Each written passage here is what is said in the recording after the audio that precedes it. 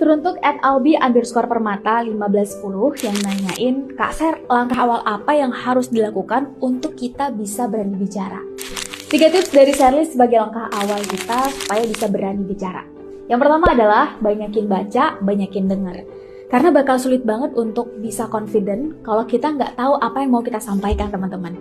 Dan beda banget antara orang yang menghafal dengan orang yang paham terhadap apa yang dia sampaikan.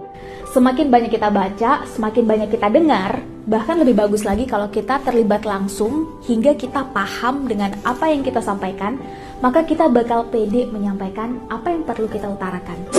Yang kedua adalah latihan. Selalu ada kali pertama dalam hidup, teman-teman.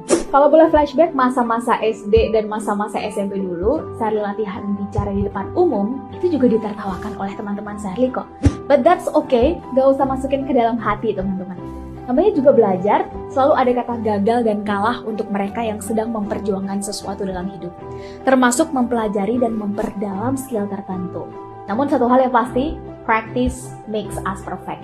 Semakin sering kita mengulang, maka kita akan semakin baik dalam hal itu. Teman-teman bisa rekam sendiri dengan HP, terus misalnya dikirim ke mentor, atau diulang dan evaluasi sendiri juga bisa. Kalau teman-teman cukup berani, posting di sosial media dan biarkan publik ikut memberikan feedback juga nggak ada masalah. Atau ikut perlombaan yang membuat kita punya circle dengan passion atau ketertarikan pada bidang yang sama juga bisa. Itu semua akan membuat proses mengumpulkan jam terbang kita jadi lebih ringan dan terasa menyenangkan. Karena ternyata jam terbang nggak bisa bohong, untuk itu mengumpulkan jam terbang sejak dini is a must.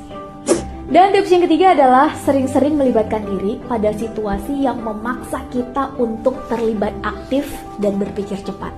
Karena kunci bicara itu ternyata bukan pada jumlah kata yang keluar per menit, tapi justru pada kecepatan berpikir, teman-teman. Semakin kita terlibat aktif, maka kita terbiasa dengan engagement dengan audiens atau teman-teman sekitar kita. Maka semakin lihai, bahkan semakin pede kita membawakan suasana pembicaraan menjadi lebih cair dan asing. Itu dia 3 tips dari Sherly. Komen di bawah kalau teman-teman punya tips lainnya ya. Semangat bertumbuh untuk kita semua.